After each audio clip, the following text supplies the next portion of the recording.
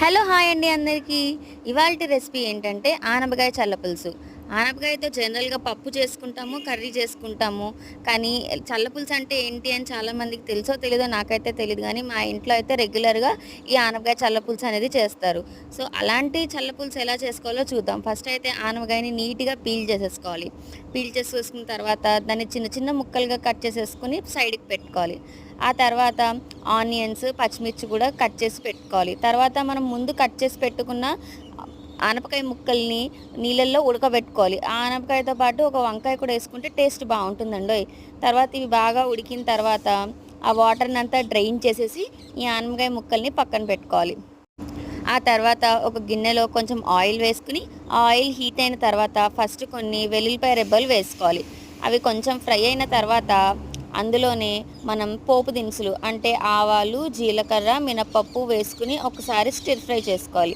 అవి ఫ్రై అయిన తర్వాత ఎండుమిర్చి, కరివేపాకు, పచ్చిమిర్చి కూడా వేసుకోవాలి. ఇప్పుడు ఈ పోపంతా బాగా ఫ్రై అయిపోయిన తర్వాత అందులో మనము ఆనియన్స్ వేసుకోవాలి. ఆనియన్స్ వేసుకొని అవి కొంచెం ఫ్రై అయిన తర్వాత అందులో కొంచెం వాటర్ వేసుకొని అవి బాగా మరిగించుకోవాలి. ఆనియన్స్ ఉడికేలోపు మనం ఇంకొక సైడ్ మజ్జిగలో శనగపిండి వేసుకొని ఉండలు లేకుండా బాగా మిక్స్ చేసి పెట్టుకోవాలి. ఆనియన్స్ ఫ్రై అయిన తర్వాత ఈ మజ్జిగ మిశ్రమాన్ని మనం ఆనియన్స్‌లోకి యాడ్ చేసేసుకోవాలి. యాడ్ చేసుకున్న తర్వాత అది గడ్డ కట్టకుండా, ఉండలవ్వకుండా బాగా మిక్స్ చేసుకుంటూ ఉండాలి. ఆ తర్వాత ఇది ఒక్కసారి ఉడికిన తర్వాత అందులో మనం ముందుగా ఉడికించి డ్రైన్ చేసి పెట్టుకున్న ఆనపకాయ ముక్కల్ని ఇందులో ఏసేసుకొని బాగా మిక్స్ చేసుకోవాలి.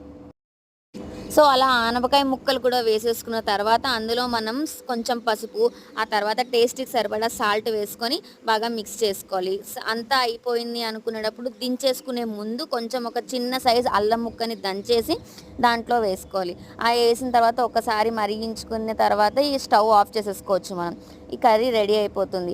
వేడి వేడి అన్నంలో ఈ ఆనపకాయ చల్లపులుసు వేసుకొని దాని మీద కొంచెం నెయ్యి వేసుకొని తింటే ఎంత కమ్మగా ఉంటుందంటే అస్సలు మాటల్లో చెప్పలేం. Must and should try recipe.